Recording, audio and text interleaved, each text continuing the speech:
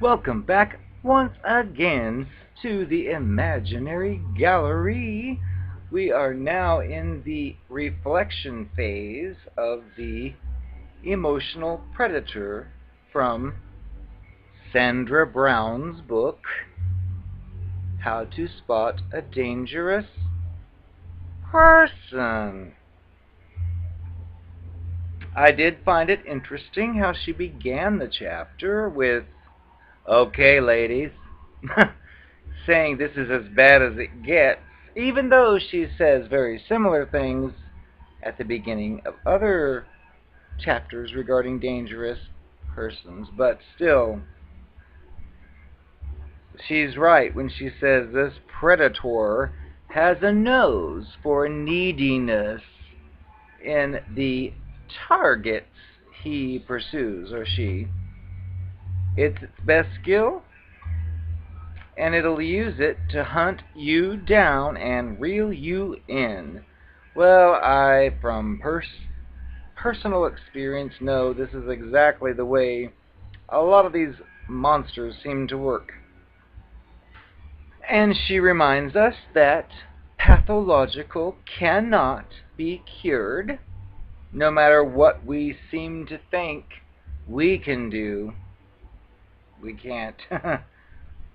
Believe me, I've tried a few times, and they're basically broken.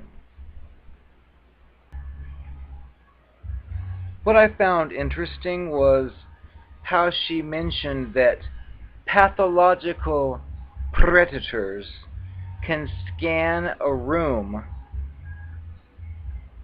and they can sense which person in that room will make the best target.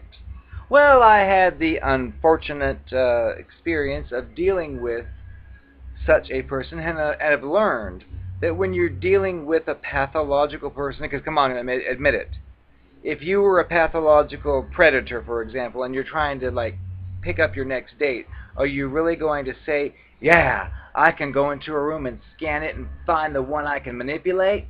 No.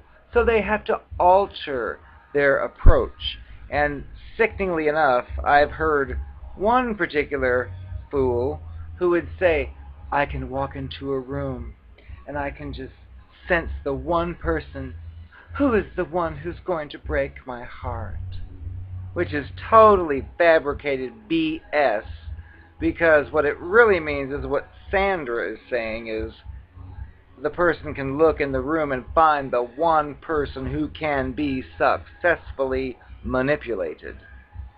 But you have to learn to read between the lines and realize what's really being said. But of course, you normally won't know this when you're just now recently dealing with such a person. But experience has taught some of us. But I can understand and believe how they would use their charming, pushy abilities to get what it is they wanted when they were children. And they use that skill on their mother and their teacher and their sisters. And it's basically like a training session from childhood, because pretty much that's the only skill they're going to develop, because they're going to be stunted at this particular growth pattern, which is limited. She does mention that all, except the ones with head injuries, begin their careers as pathological children, and if you delve into such a person's background that you're with, many times they will tell you what they did as a child, and it'll fit right in with this. And she mentions the age of 7, which I've heard elsewhere, that pretty much your basic personality skills are developed by the time you reach approximately age 7. That doesn't mean that you're not capable of changing or growing or adjusting, but for the most part, your basic personality traits are like formed at that point.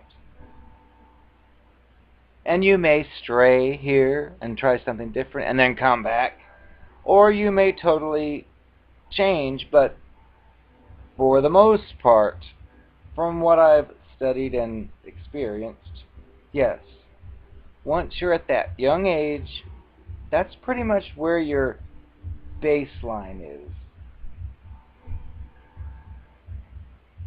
Because we've discussed before, the personality structure is developing, and if it's interrupted by something that shouldn't be there, well, then it kind of like doesn't get developed. So then the person ages into some kind of monster.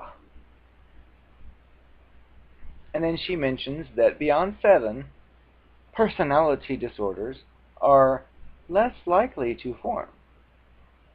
And in my experience, I have gone through specific periods of time and then overcome them and moved on and grown. But then at the same time, when I've found myself face to face with such a predator person, I will forego the things I've learned and go into survival mode and start doing things that aren't typical or normal for me to do. But, like, face it, if you're dating someone and you're being 100% honest about every little thing, and then you find out the person you're dating is like being totally dishonest about every little thing, well, you realize that by you being honest, you're setting yourself up to become even more of a target. So when learning such things, I will like switch gears and think, oh, well, yes, I did used to be a woman. I'm a transgendered man. Or make up something just to not put yourself in the vulnerable spot, because you eventually realize, okay, this person's being totally fictitious, and here I am telling the truth. What a fool I am. I'm not going to tell the truth anymore. And then switch gears, because you're putting yourself at a disadvantage. Once you learn you're dealing with a con artist, well, being honest no longer serves you well, because it'll only get you in trouble, and then you'll have nothing to defend yourself with because the person you're talking with is completely fabricated. She does mention how Ted Bundy was charming and intelligent and handsome, and that predatory people can hide behind their guises of all those different careers. And it's true. Please look at the political arena. Look at those pedophiles slash Satanists slash liar people who accuse other opposing candidates of being liars. No names mentioned, but that's a whole psychopathic subject for a different video. But yes, it's interesting. She does blend in how these emotional predators do also fall into the mentally ill category, which we covered. And many or most have hidden lives.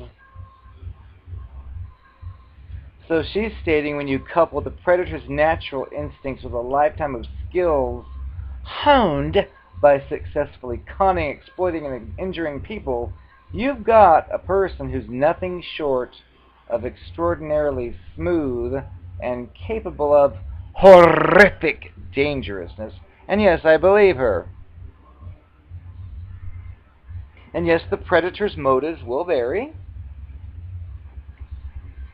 But it's true, they do want something from you. And I have learned from experience, from at least 3, that when, for example, you meet a new person and like right off the bat they're like wanting to call you every morning, every afternoon, every late afternoon, every early evening, every evening, and so on. And you think, wait a second, yesterday we didn't know each other, and now you're like calling or texting every few minutes. Well, that is basically they're monitoring you to make sure that you're not doing something you shouldn't, or at least making sure that you've got them on your mind. The point of it is, when they do this, as Sandra says, they definitely want something from you. And if you're like a real person and you can like be realistic and think, okay, we just met yesterday and now this person just can't live without me, something is fishy, because that just doesn't happen with a stranger. And if you question, you'll be told, well, I just can't help it. After I met you last night, I just have these strong feelings for you. And my response is like, well, that's your own personal problem, so you can deal with that on your own, because that is phony, and many of us know it. But yes, they want something from you, which could be anything. It could be just a regular partner to mess around with.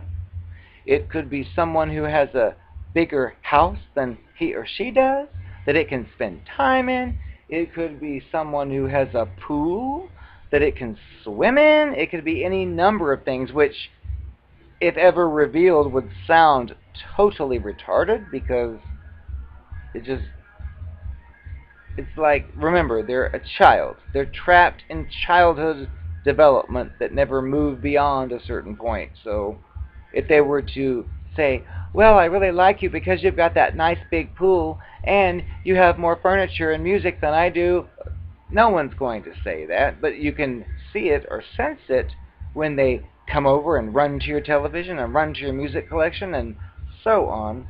But with these people, you're left on your own. You can't expect them to help you out. If you like say, are you sure you don't just come here because of the TV music and whatever? Well, of course they're going to say, that's ridiculous, but it's a lie. Many times it is what they're after.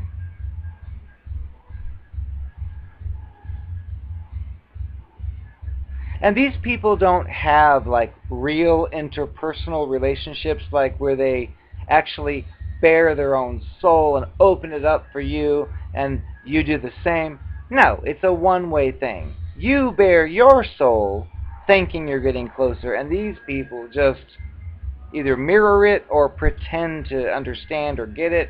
But like I said in the coward video, they're not going to risk anything. They're not going to tell you what makes them scared or vulnerable. No way. They're just going to mirror what makes you vulnerable and pretend it affects them. And that gives them the upper hand, because they haven't revealed anything real that's personal, and here you are spilling out your guts, which they will later use against you, which is, again, pathological. But yes, they can't connect to other people, so they're not really just interested, as she says, in a date. They're interested usually in someone they can control, someone they can take over and kill with kindness, with all of the favors and compliments and unasked for things. And as Sandra mentions, maybe it just wants your adoration.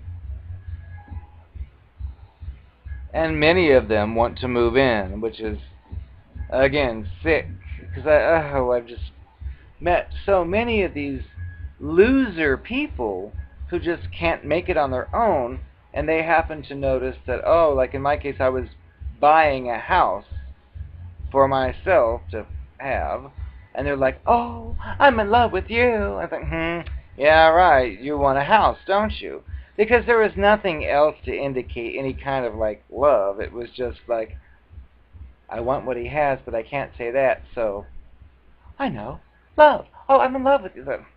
Nice try, fool. But it's also they want your money, And of course, they'll never say that, but be careful with the predator people, because if you leave the room, even for a moment, they will be ransacking everything in your home, especially if you leave things out. You're a target. They're going to look to see how much money you have in a bank, how much you're worth to them as a potential person to con. And of course, they'll never say this. It'll be disguised in, oh, you look so beautiful. So you've got to be paranoid when dealing with people in this day and age.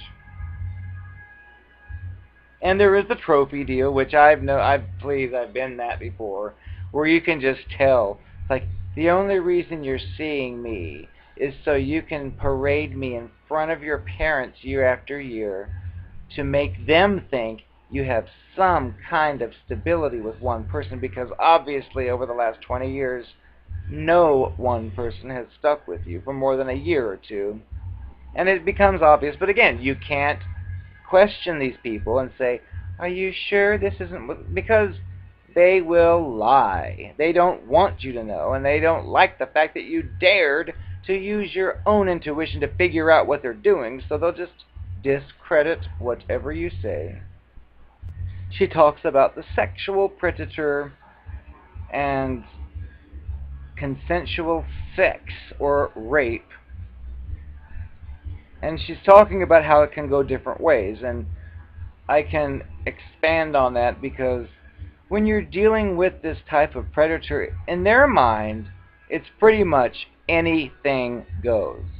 And when they meet you, and if you have specific boundaries, like you wouldn't do specific things, well, they will try to mimic that as much as possible. However, it's phony, and they can end up doing things that do not fit in with that particular boundary. But then if they do it and you act upset, they'll be like, oh, it's the first time I've ever even tried such a thing. Oh, and it's all lies. And the thing about the children, I'm not that familiar with that kind of thing, but from what I've been reading about these political leaders and what the narcopath has told me, it appears that many people in high places are pedophiles. And that's a whole different subject. And then, of course, there are the predators that hunt for the kill. And, of course, we would never think that such a person would ever enter our life, but they do. We may end up with one anyway. And imagine, again, let's pretend you're a predator and you're chasing after a victim or a target. Well, do you think if the target questions you or your motives, you're going to say, oh, yeah, you figured me out, I am a predator, I intend to kill you? No, they're not going to say that.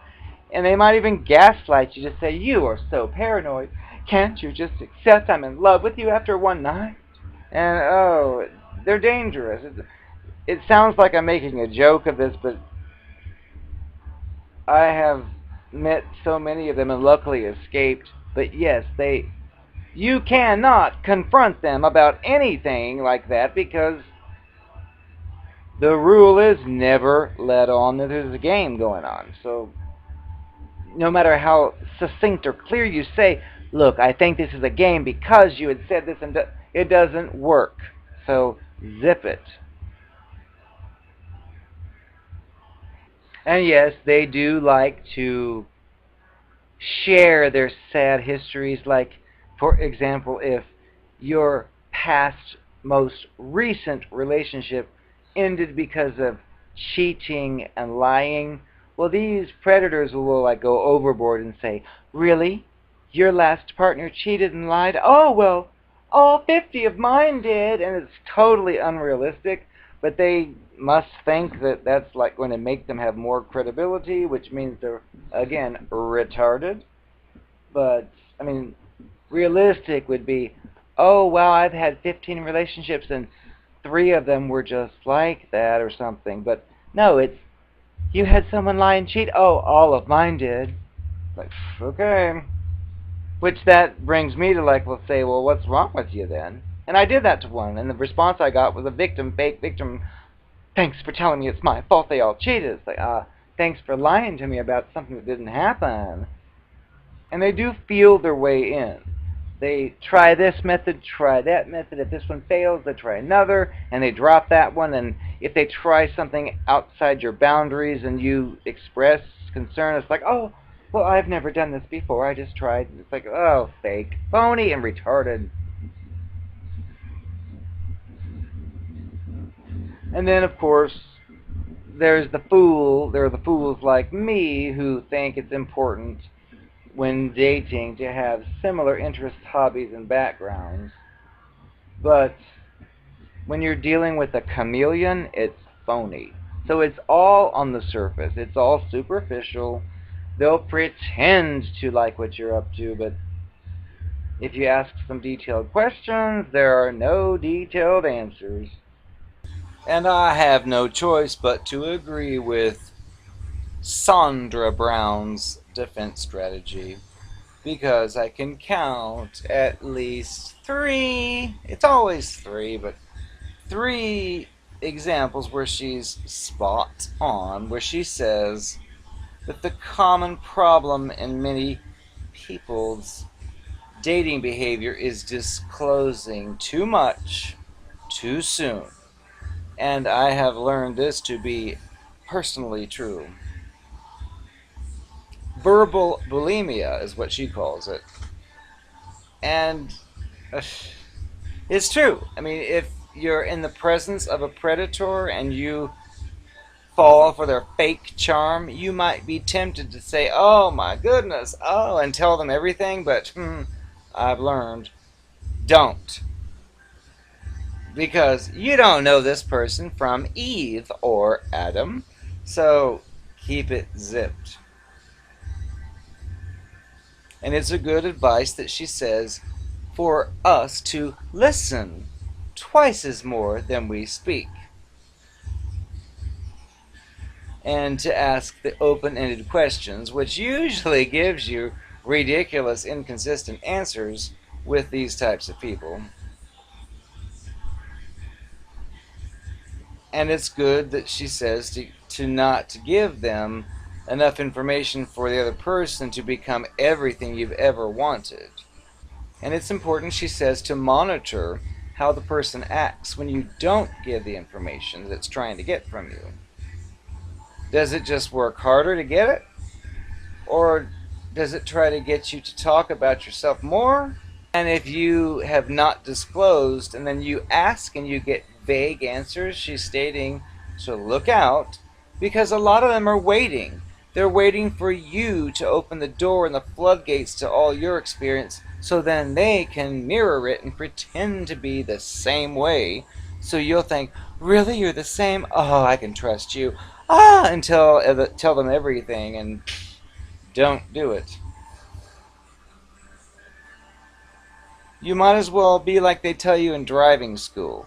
Be defensive when driving. Just assume everyone on the road is going to try to hit you.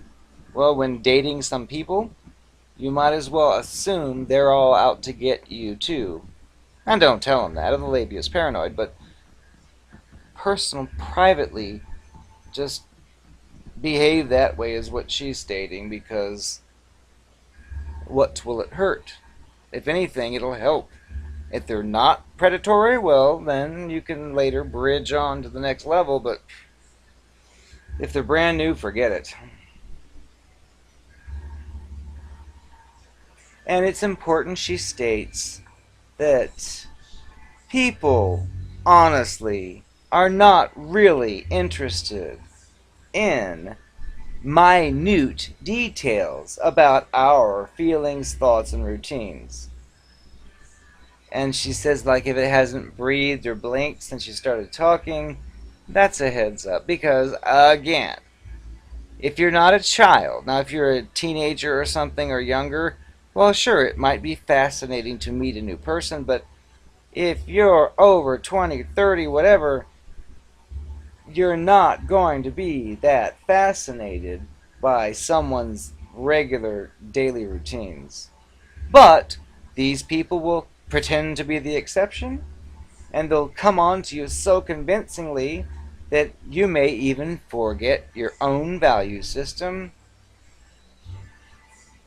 And she says, if you're doing things you never thought you'd do and it concerns you, stop.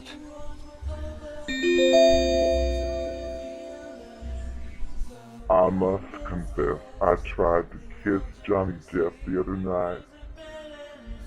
He slapped me in the face and called me a goddamn tranny. I didn't know what to say. I must admit, I am still the narcopath, but I've been extremely distracted with the possibility of fortune and fame. In fact, remember, I signed my name in blood. I've been advised that I should not visit the cloning center for at least 10 days. But how can I complain? Johnny Depp's clone sent me these flowers. He was evidently impressed by my display the other day. In the ring, when those disgusting 80-plus-year-old pedophile fuckfaces tried to take advantage of my young clone body in the ring, I took care of them. And as a result, I've been asked to leave. Look, if you have something against transgendered lesbians, well, that's your problem. Your daughter has no problem with it, so buzz off. Or else, I know who you are.